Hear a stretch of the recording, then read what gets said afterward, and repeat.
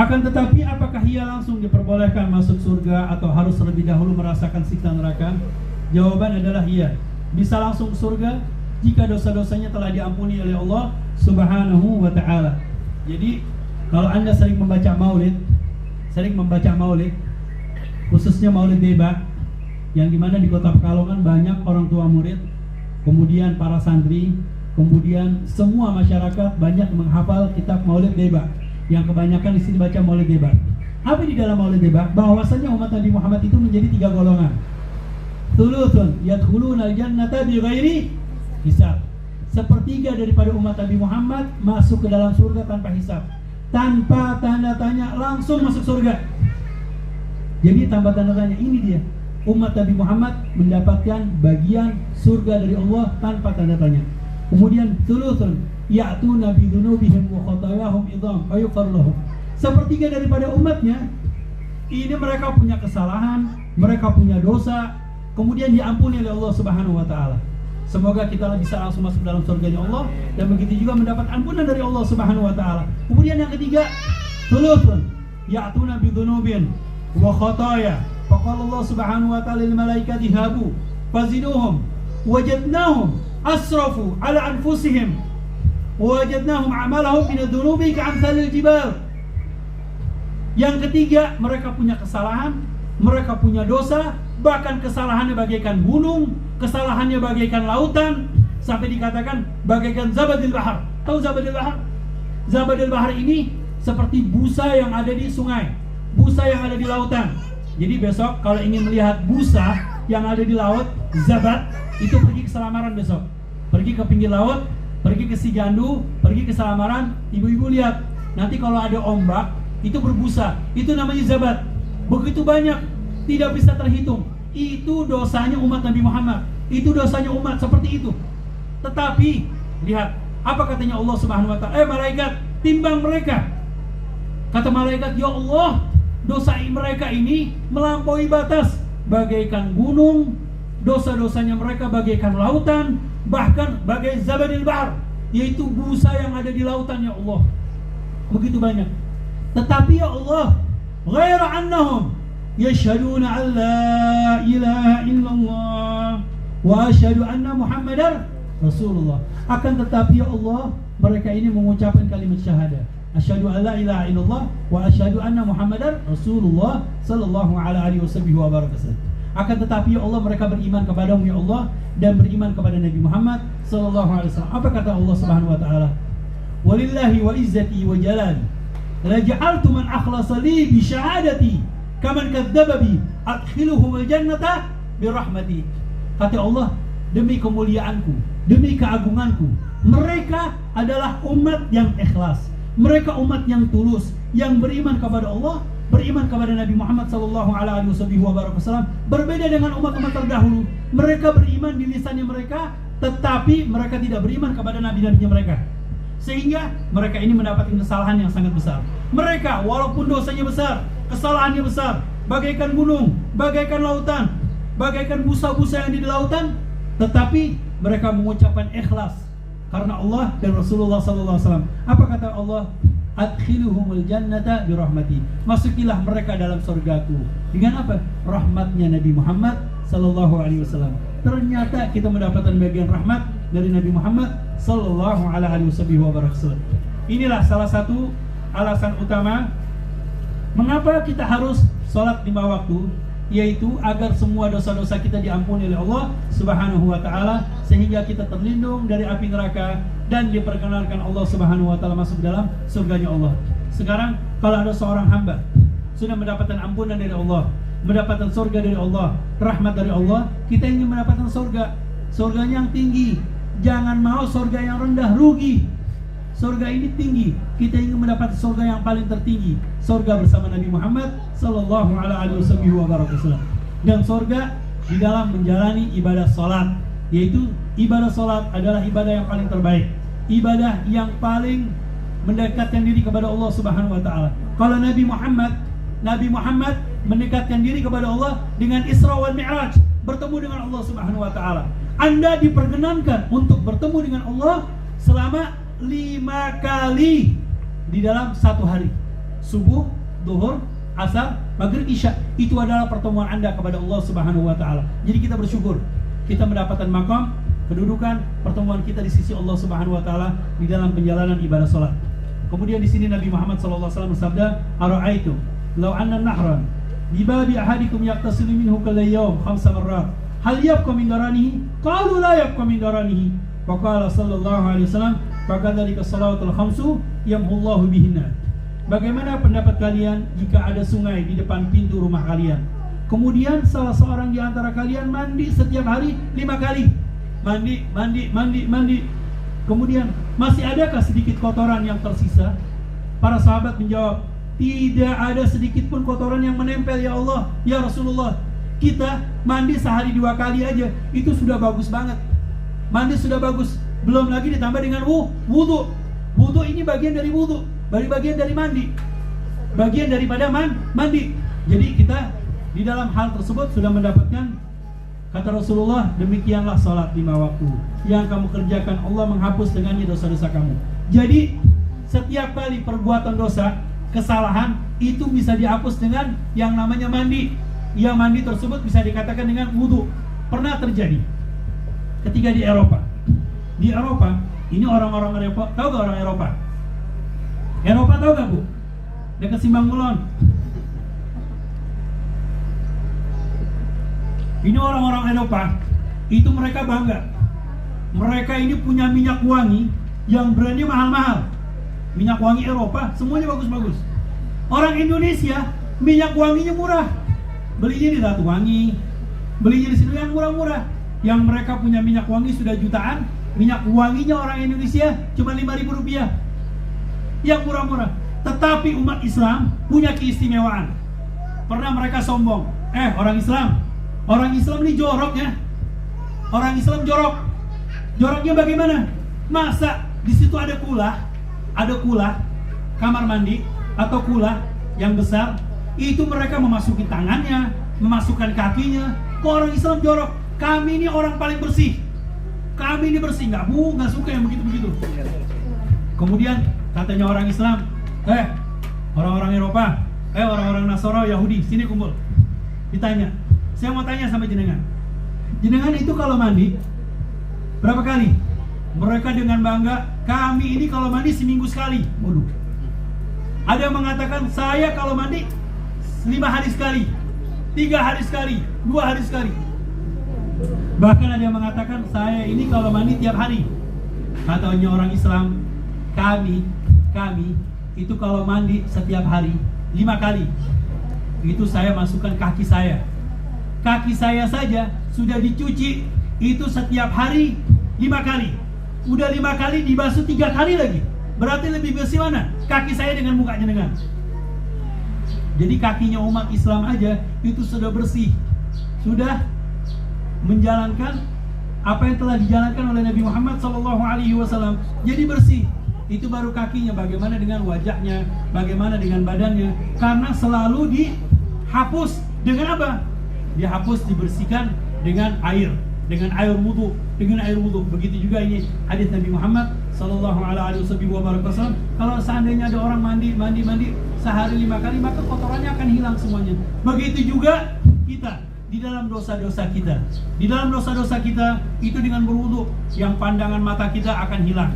Kemudian wajah kita yang pernah berdosa akan hilang. Kemudian hidung kita mencium kejelekan akan dihilangkan. Mulut kita yang suka menggibah, yang suka mengatakan yang jelek, itu dengan kumur-kumur akan dihilangkan oleh Allah Subhanahu wa taala segala dosa-dosanya.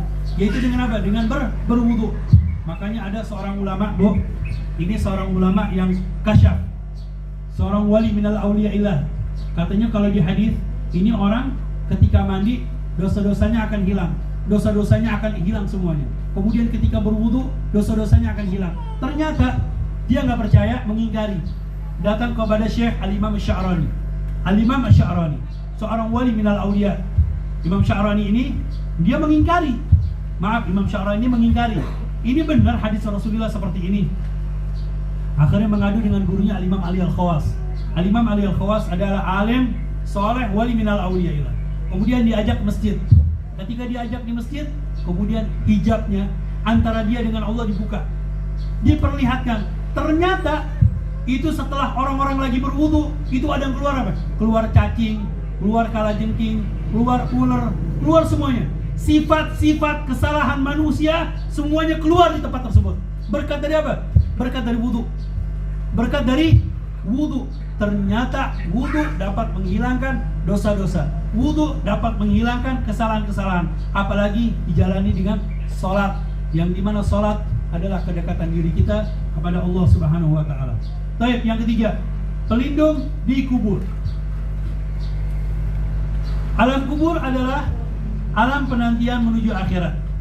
Di alam ini juga sudah terdapat kenikmatan dan siksaan. Jadi jangan disangka orang kalau sudah dikubur terus mati meninggal begitu saja. Oh enggak. Ternyata di sini ada alam kubur. Alam kubur Allah memberikan kenikmatan. Kenikmatannya bagaimana? Orang yang soleh, orang yang baik itu ketika dikubur nanti dibangkitkan oleh Allah Subhanahu wa Ta'ala seperti orang pengantin baru. Orang kalau pengantin baru, ya Allah cepet banget, kok sudah pagi aja. Itu pengantin baru. Tapi kalau orang yang disiksa, na'udzubillah min dzalik, itu nunggu 1 tahun aja lamanya bukan main. Nunggu 1 hari lamanya bukan main. Karena disiksa oleh Allah Subhanahu wa Ta'ala. Nah, di antara untuk meminta kepada Allah pelindungan dari Allah daripada azab kubur, yaitu dengan sholat. Sholat adalah pelindung dari siksa kubur. Dari mana kita bisa mengetahui kalau alam siksa kubur itu pelindungnya adalah sholat? Dari Nabi Muhammad sallallahu alaihi wasallam. Innal mayyita idza wudi'a fi qabrihi wa innahu yasma'u khafqa ni'alihim hina yuwalluna anhu fa in kana mu'minan kanat as-salah inda ra'si. Sesungguhnya jika mayit diletakkan di alam kuburnya, sesungguhnya ia mendengar derap sendal orang-orang yang mengiringinya. Makanya ketika orang di alam kubur, ketika pertama kali ditaruh di alam kubur, langsung kita diajari, masih dituntut ilmu. Makanya menuntut ilmu minal mahbara ilal makbara, mulai dari pertama kali nulis sampai ke alam kubur, sampai ke liang lahat. Sampai dikatakan minal mahdi ilal lahdi. Dari alam mahdi, alam al-mahab, dari alam perut itu sampai alam al-janin, sampai ke alam kubur masih diajarin. Makanya mereka, orang-orang di alam kubur, Anda disuruh duduk dulu, disuruh talqin. Ini yang namanya talqin adalah pelajaran untuk si mayit. Wa idza ja'akal malakani wa sa'alaka anka, apabila datang 2 orang malaikat, dua malaikat Munkar dan Nakir, bertanya kepada Anda, man rabbuka, siapa Tuhan kamu? Wa man nabiyuka, siapa nabimu? Wa ma kiblatuka, dan apa kiblatmu? Makanya kita diajarkan dengan talqin. Faqullahuma, katakanlah kepada keduanya, Allahu Rabbi, Allah Tuhanku, wa Muhammad Nabi, Muhammad Nabiku, wal Ka'batu kiblati, dan Ka'bah kiblatku, Al-Quran pedomanku. Ini diajarkan. Makanya ketika di alam kubur ada kebiasaan para ulama-ulama kita, di antaranya Habib Bagir. Jadi kalau ada setelah dimasukkan seseorang di alam kubur, kemudian dibacakan talqin, kemudian masih lagi dibacakan yasin dan tahlil.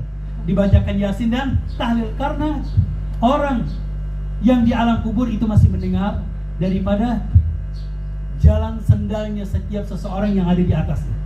Masih mendengar. Mereka masih merasakan siapa keluarganya, siapa anaknya, siapa yang membacakan. Makanya kita disuruh ziarah ke alam kubur, ziarah ke kubur untuk apa? Untuk mendoakan baik orang tuanya, atau mereka ayah-ayahnya, atau ibu dannya, atau anak-anaknya, untuk mengirimkan doa. Baik, ini hadis Nabi Muhammad yang sangat kuat sekali, diriwayatkan oleh Ibnu Hibban pada ayat juz nomor 3113 halaman 5. Ini semua diterangkan untuk kembali kepada riwayat hadis Rasulullah sallallahu alaihi wasallam. Baik, yang keempat, keutamaan salat hidup sejahtera. Anda ingin hidup bahagia, Anda ingin hidup sejahtera, ingin mendapatkan rezeki yang banyak, rezeki yang barokah, jalanilah salat. Hidup bahagia dan sejahtera adalah kehendak Allah untuk para hamba-Nya yang beriman. Semua orang beriman diberikan kesempatan oleh Allah bahagia di dunia dan akhirat. Akan tetapi terkadang kebahagiaan dan kesejahteraan itu sirna karena bencana yang melanda. Kita harus mengetahui dan meyakini bahwa adanya bencana dalam kehidupan kita adalah sebagai akibat dari dosa-dosa kita sendiri. Jadi Allah memberikan musibah, Allah memberikan bencana, Allah memberikan cobaan kepada kita, itu sebab karena perbuatan Anda sendiri, perbuatan daripada antum sendiri. Itu namanya ukubah ajilah, ukubah ancaman dari Allah yang ada di dunia. Alhamdulillah masih diberikan ukubah ajilah, ukubah oleh Allah, yaitu balasan dari Allah ketika di dunia. Jangan sampai di akhirat nanti. Makanya kadang-kadang ada orang yang meninggal, kadang-kadang meninggalnya sulit, meninggalnya sakit-sakitan, meninggalnya repot. Itu masih mending dibersihkan oleh Allah Subhanahu wa taala di dunia, sehingga di akhirat menjadi suci dan bersih. Nah, kemudian di sini kita mengetahui, dan sehingga dosa-dosa itu memang manis dan menggoda, sehingga terkadang seseorang manusia terlena. Ia tidak mampu lagi mengendalikan dirinya. Dan sholat yang benar, baik sesuai bimbingan baginda besar Muhammad SAW, adalah cara ampuh mengendalikan diri agar selamat dari kemungkaran dan kemaksiatan, sehingga bahagia dan sejahtera senantiasa bersama kita. Allah Subhanahu wa taala berfirman, "Innas salata tanha 'anil fahsya'i wal munkar." Sesungguhnya salat itu mencegah perbuatan keji dan murka. Jadi di antara hidup sejahtera di dunia dan di akhirat, yaitu dengan menjalankan ibadah salat. Kemudian salat, keistimewaannya di antaranya meninggikan derajat. Orang yang rajin salat dan bisa melakukan dengan baik, niscaya derajatnya akan ditinggikan oleh Allah Subhanahu wa taala di dunia dan di akhirat. Sebagaimana pesan Rasulullah SAW, seseorang sahabat bernama Thauban radhiyallahu ta'ala anhu berkata kepada Nabi Muhammad, berkata kepada beliau, "Alaika bikathratus sujud, fa innaka la tasjudu lillahi sajdatan illa rafa'aka Allahu biha darajatan wa hatta anka khati'ah." Perbanyaklah sujud atau salat, karena sesungguhnya tidaklah kamu bersujud kepada Allah satu kali kecuali Allah mengangkat kamu satu derajat dan menghapus dirimu satu derajat, menghapus kamu satu dosa. Jadi dalam sholat dapat mengangkat derajat kita di sisi Allah Subhanahu wa taala.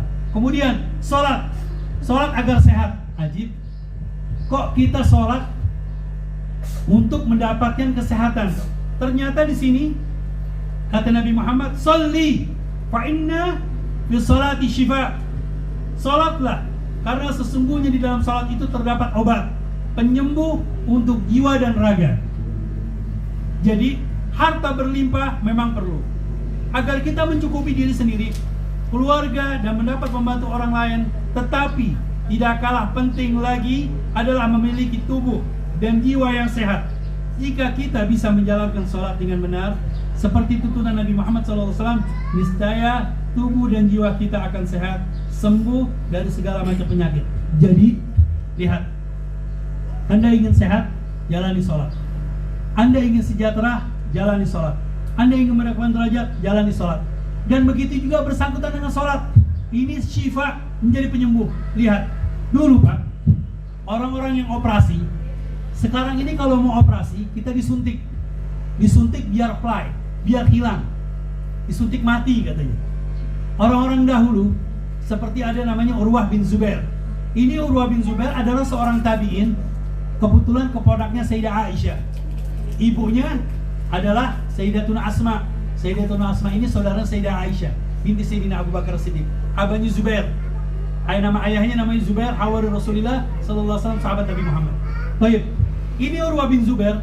Beliau ini pernah kakinya mau dipotong. Apa kata kalau dipotong bahasanya? Amputasi. Diamputasi. Baik, diamputasi. Ketika mau diamputasi, kemudian panggil dokter. Ini ya Syekh, ya Imam, Anda harus diamputasi. Baik, di mana bagian kakinya? Mau dipanggil dokter, dipanggil Habib Taufik, disuruh suntik biar hilang nggak terasa. Oh enggak. Untuk menghilangkan rasa tersebut, dia bagaimana menjalankan sholat? Sebentar, saya mau ngambil wudhu, saya tayamum, kemudian saya mau sholat. Allahu Akbar. Ketika sholat terjadilah operasi, terjadilah amputasi. Kemudian setelah sholat, Assalamualaikum warahmatullahi wabarakatuh, sudah selesai. Tanpa terasa. Tanpa terasa. Itu yang namanya bagian daripada sholat asyifa. Kalau kita kan enggak. Allahu Akbar. Ya Allah, utang saya sudah bayar belum ya? Ya Allah, anak-anak di sekolah siapa yang jemput? Ini anak-anak di sekolah udah makan belum? Ini suami saya mau datang. Ini nanti masaknya apa? Ini kebiasaan kita seperti itu. Taib, kalau sudah sholat, serahkan kepada Allah. Jadikan sholat itu perantara Anda kepada Allah Subhanahu wa Ta'ala, sehingga sholat menjadi kesehatan bagi kita. Dan kemudian sholat adalah alat bermunajat. Yang terakhir adalah sholat alat bermunajat. Innal mu'min idza kana fi sholati fa innama yunaji rabbah. Sesungguhnya ketika melaksanakan sholat, seorang mukmin sedang berbisik, bermunajat kepada Allah Subhanahu wa Ta'ala. Ini yang saya katakan bahwasannya kalau Nabi Muhammad SAW beliau menghadap kepada Allah ketika Isra wal Mi'raj, itu bermunajat kepada Allah, dan munajatnya kita diberikan oleh Allah keistimewaan umat Nabi Muhammad bermunajat kepada Allah sehari 5 kali. Sehari 5 kali. Itu adalah bagian munajatnya kita. Kita berbisik kepada Allah, meminta, memohon kepada Allah. Karena seorang hamba ketika di muka bumi ini yang paling terdekat dirinya adalah ketika melaksanakan ibadah sholat. Apalagi kalau sholatnya ditambah lagi, yaitu dengan sholat sunnah, kemudian dengan nafilah mutlaqah, kemudian sholat qobliyah, sholat ba'diyah, dan banyak. Makanya para ulama-ulama terdahulu, mereka ada yang sholat sehari 100 rakaat, ada yang sholat sehari 200 rakaat, 300 rakaat, bahkan ada yang melaksanakan di dalam satu hari satu malam 1000 rakaat. 1000 rakaat, begitu banyak. Sudah gitu pernah terjadi oleh Imam Ali Zainal Abidin, pernah beliau melaksanakan ibadah sholat. Saking khusyuknya, karena munajat kepada Allah, berdoa kepada Allah, karena sholat adalah bagian terdekat dirinya kepada Allah, sampai dia lupa rumahnya kebakaran, yang sibuk, yang repot masyarakat. Ya imam, kebakaran ya imam, ya imam kebakaran. Imamnya di dalam, lagi ngapain? Tetap lagi sholat, menikmati. Lagi menikmati. Kita lagi sholat aja, ada kecoa aja loncat. Ada kecoa loncat, ada ini loncat, waduh macam-macam. Ada cicak aja takut. Ini orang-orang terdahulu, ada kebakaran, ada bagaimanapun, mereka tetap menjalankan sholat. Sayyidina Umar Ibn Khattab, Sayyidina Umar Ibn Khattab, beliau ketika ditusuk gak terasa. Ketika jadi imam, ketika di mimbar ditusuk, ketika sholat ditusuk gak terasa. Kapan merasakan? Setelah sholat. Ternyata beliau sudah merasakan sakit. Makanya kemudian setelah beliau sakit, beliau mengatakan, kabarkan kepada Sayyidah Aisyah radhiyallahu ta'ala anha, tolong aku minta izin bahwasannya Umar Ibn Khattab, mengatakan Umar Ibn Khattab, bukan mengatakan khalifah. Umar Ibn Khattab yasta'din untuk dikuburkan di sebelahnya Nabi Muhammad. Makanya beliau diizinkan oleh Sayyidah Aisyah dan dimakamkan bersama baginda besar Muhammad sallallahu alaihi wasallam. Baik, dari permasalahan hal ini saya tadi ada 2 session. Yang pertama tentang peranan Nabi Muhammad, tugasnya Nabi Muhammad di dalam Al-Quran dan Sunnahnya Rasulullah Sallallahu Alaihi Wasallam. Dan di sini ada keutamaan-keutamaan tentang ibadah salat. Sebelum kami memasuk di dalam pasal kedua tentang niat, jadi saya memberikan pelajaran ini, tolong di bulan yang akan datang jangan sampai ada yang goib. Karena ini permasalahan yang inti, saya membuat pelajaran ini seperti seminar, seperti daurah ilmiah. Jadi kalau sebenarnya ngaji aja biasa. Tetapi kalau daurah ilmiah dengan buku, dengan kitab, dengan menggunakan kitab bahasa Indonesia, ini insya Allah akan lebih mengena. Dan kitab ini bisa Anda pelajari, bisa Anda ajarkan untuk keluarga, untuk anak, untuk masyarakat, untuk musola, khususnya buat ustadzah-ustadzah, buat ibu-ibu yang di rumah punya pengajian, bisa disampaikan. Tadinya saya hanya ingin membuat lembaran-lembaran aja, seperti buletin. Tetapi saya pikir kalau sekedar hanya buletin, mungkin dibawa pulang, dibawa ke rumah, ditaruh di atas lemari, selesai. Bisa jadi bungkusan nanti. Sayang. Tapi kalau kitab, ini alhamdulillah para wali murid belajar kitab, daurah ilmiah, seminar, 4 kali pertemuan selesai, 3 kali pertemuan selesai. Dan ini bisa Anda ajarkan di masyarakat Anda, di musola Anda, di sekolah Anda, di fakultas Anda, kepada keluarga Anda dan anak-anak Anda, atau kepada famili keluarga Anda, bisa diajarkan dengan cara metode hadis Rasulullah Sallallahu Alaihi Wasallam. Baik, sebelum saya akhiri, mungkin di sini saya membuka sedikit soal tanya jawab. Kalaupun memang saya bisa menjawab sekarang, saya akan jawab. Tetapi kalau saya tidak bisa menjawab, mungkin saya akan undur di bulan yang akan datang. Mungkin saya akan catat, mungkin beberapa teman akan mencatat. Baik, sebelum masuk dalam pasal yang kedua tentang masalah niat, coba bisa dibuka daftar isi. Coba dibuka daftar isinya, biar bapak-bapak, ibu-ibu bisa mengetahui. Coba daftar isi. Di dalam daftar isi ini, tadi keutamaan sholat. Kemudian nanti insya Allah kita akan masuk di bulan yang akan datang, ada niat, ada berdiri, menyempurnakan shaf, takbiratul ihram, doa istiftah, membaca Al-Fatihah. Ini mungkin nanti session yang akan datang. Kemudian membaca amin, membaca surat, ruku, i'tidal, sujud. Kemudian sujud, dan ini saya akan menjadi 4 bagian. Menjadi 4 pertemuan. 4 pertemuan selesai. Paket sholat. Paket sholat. Jangan kalah dengan paket ayam geprek. Di luar ada restoran paket ayam geprek harga sederhana. Kemudian ayam mercon, kemudian rawon setan. Naudzubillah min dzalik. Ini orang-orang kalau bikin toko nama-namanya keras. Rawon setan, sambal mercon. Saya takut nanti keluar airnya kena mercon nanti. Baik. Nah, jadi kita di sini dalam paket kita ini kita jalankan dalam 4 kali pertemuan selesai. Mungkin yang akan datang nanti saya akan berikan lagi masalah buku tentang puasa, tentang zakat, tentang haji, kemudian tentang mungkin ibu-ibu butuh tentang pelajaran masalah hukum haid masalah. Kemudian nanti kita berikan buku-bukunya sudah ada, kita jual, kita yang langsung beli daripada pengarangnya langsung. Dari pengarangnya langsung sehingga harganya terjangkau, harganya murah, dan ada keberkahan langsung daripada pengarangnya. Begitu juga ini saya sudah minta izin kepada pengarangnya. Saya sudah 1 kali 2 kali mengikuti daurah ilmiah dengan pengarangnya, yaitu Fadilatul Ustadz Ihya Ulumuddin yang tinggal di kota Malang, Pujon. Saya minta izin sama beliau, ini ada orang tua murid yang alhamdulillah mereka siap belajar mengaji, yang akan disampaikan kepada anak-anaknya, keluarganya. Mungkin di sini ada para guru, para asatidzah, kemudian di sini juga Masya Allah ada guru di IAIN, ada ustadz guru di IAIN, mungkin bisa disampaikan nanti seminar di Masjid Surau di fakultasnya. Baik, mungkin di sini mungkin ada bapak-bapak, 1 saya berikan pertanyaan, dan 1 daripada ibu-ibu saya persilakan di dalam kejelasan saya tadi, atau ada masukan-masukan yang mau disampaikan. Mungkin Habib penjelasannya kurang jelas, Habib penjelasannya kecepatan, Habib penjelasannya, silakan. Saya buka untuk pada bapak-bapak dan ibu-ibu. Tolong. Ayo.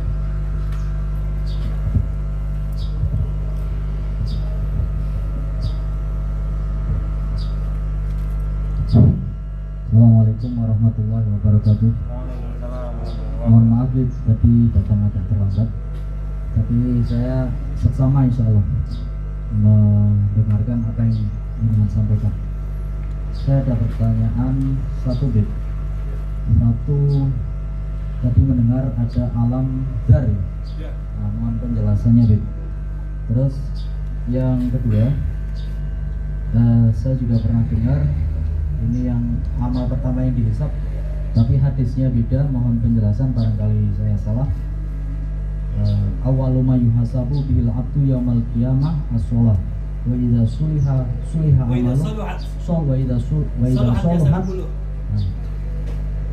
wa idza soluhat soluha amalu wa idza fasadat fasada amalu.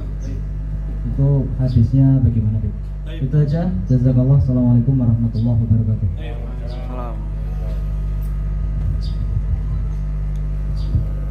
Alam Dar. Tadi ada pertanyaan tentang, saya menyatakan tentang alam Dar. Kapan ini alam Dar? Yaitu alam ketika Allah Subhanahu wa taala telah menciptakan Nabi Allah Adam alaihissalam. Setelah menciptakan Nabi Allah Adam alaihissalam, Allah mengumpulkan daripada keturunan Nabi Allah Adam alaihissalam sampai hari kiamat. Sampai hari kiamat.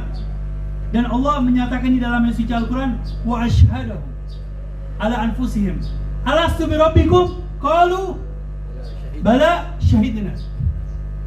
Jadi Allah menyatakan kepada seluruh umat Nabi Allah Adam alaihissalam sampai hari kiamat, ini alam dzar.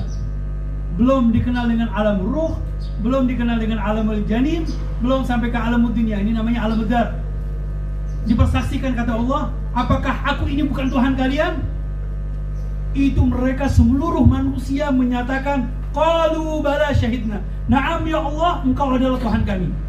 Jadi manusia mulai dari Nabi Allah Adam alaihissalam sampai hari kiamat, itu di alam dzar mereka semua beriman. Mereka semua beriman. Nah, tetapi kok ada yang mereka tidak beriman, mereka berpaling, mereka ini, mereka itu. Nah, di sini hadis Rasulullah SAW menyatakan, kullu mauludin yuladu alal fitrah. Setiap orang yang baru lahir dalam keadaan suci. Setiap yang baru lahir dalam keadaan suci. Mukmin, beriman, suci. Karena belum mengenal. Ketika lihat di dunia langsung beriman. Naam beriman. Tetapi Nabi Muhammad menyatakan, ila anna abawahu yuhawidani au yunasirani au yumajisani. Akan tetapi orang tua mereka menyebabkan mereka menjadi Nasara, menjadi Majusi, bahkan menjadi Yahudi. Naudzubillah min dzalik. Jadi yang menyebabkan mereka tidak beriman karena orang tua mereka. Tetapi kita dilahirkan di dalam keadaan beriman. Ketika mereka lahir, yang pertama kali dilakukan oleh orang pada manusia apa? Yang pertama kali lahir, anak ketika lahir sama orang tuanya diapain? Diadani.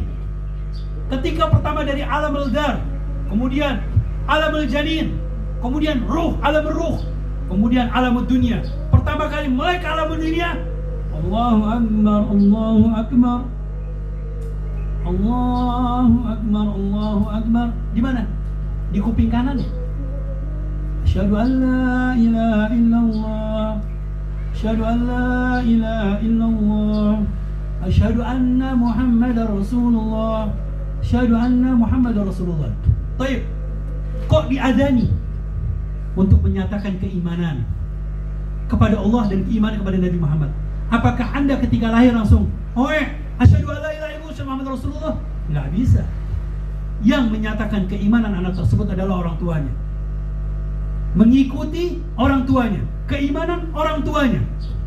Jadi kita bersyukur, keimanan kita lahir dalam keadaan beriman. Dan apalagi diadani, maka disunahkan. Dan ilmu kedokteran, ajib ilmu kedokteran. Ini ilmu kedokteran menyatakan bahwasanya anak yang baru lahir belum bisa melihat. Kemudian dia hanya bisa menangis. Makanya anak kalau baru lahir langsung ditepok, biar apa? Biar nangis. Biar apa? Biar keluar suaranya. Biar menangis. Betul Bu? Bu, betul gak? Jadi mereka ini tidak bisa melihat. Matanya merem. Merem itu berapa hari? Kadang 5 hari, 7 hari. Tetapi pendengaran mereka sangat kuat. Pendengarannya sangat kuat. Jadi pertama kali pelajaran yang diberikan ketika pertama kali melihat di alam dunia adalah adzan, kalimat syahadatain, asyhadu an la ilaha illallah wa asyhadu anna Muhammadar Rasulullah. Bisa paham Ustaz? Baik. Ini yang pertama. Yang kedua, ini hadis tadi di sini ditulis. Kebetulan Kiai Ustadz Syekh Ihya ini, beliau menulis hadis daripada tentang hadis awwalu ma yuhasabu bihil abdu as-shalah. Ini sepakat para ulama, awwalu ma yuhasabu bihil abdu as-shalah. Tetapi ada riwayat lain. Riwayat ini daripada riwayat Imam Tirmidzi, in saluhat salimah wa najaha wa ila nadima wa khasir. Ini riwayat Imam At-Tirmidzi. Apakah Nabi Muhammad hanya berkata cuma satu kali tentang salat? Oh enggak. Rasulullah bisa menyatakan awwalu ma yuhasabu bil abdu as-shalah. Wa idza saluhat amaluh. Pertama kali amal ibadah bagi seorang hamba yang dipertanyakan adalah salat. Apabila salatnya baik, maka amal ibadahnya semuanya baik. Jadi Rasulullah menyatakan tentang hadis riwayat disampaikan oleh Nabi tidak menyampaikan sekali. Tapi bisa jadi 2 kali, bisa jadi 3 kali. Yang tekstualnya ini berbeda-beda, yang meriwayatkan berbeda-beda.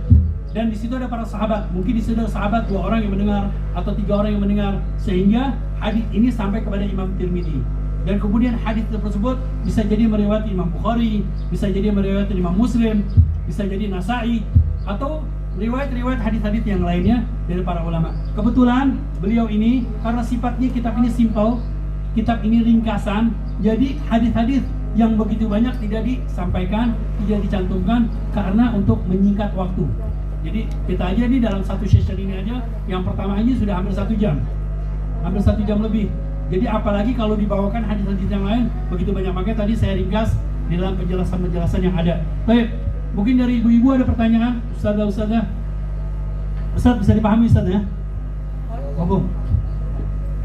Baik, ada pertanyaan. Tafadhol.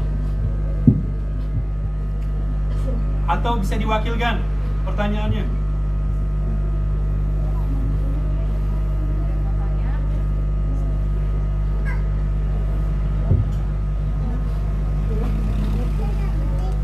Ada pertanyaan Ibu?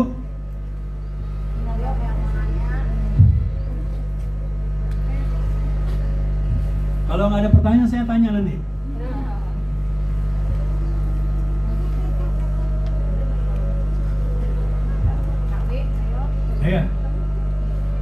Ayo satu orang mungkin bisa diwakilkan pertanyaan dan nanya kepada Ustaz siapa, nanti Ustaz yang menyampaikan.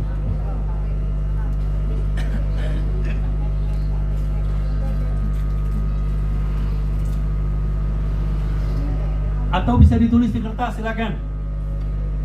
Kalau mau ditulis di kertas silakan, dipersiapkan pertanyaan-pertanyaannya.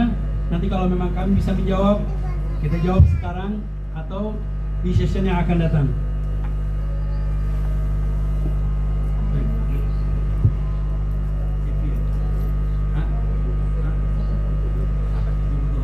Baik, ini insya Allah pengajian ini saya cukupkan terlebih dahulu karena melihat keadaan dan waktu sudah menjelang waktu zuhur, dan kemudian ibu-ibu juga sudah kepikiran anaknya siapa yang jemput, kemudian di rumah nanti pulang ke rumah ada suaminya, ada keluarganya, ini masaknya apa, mau apa.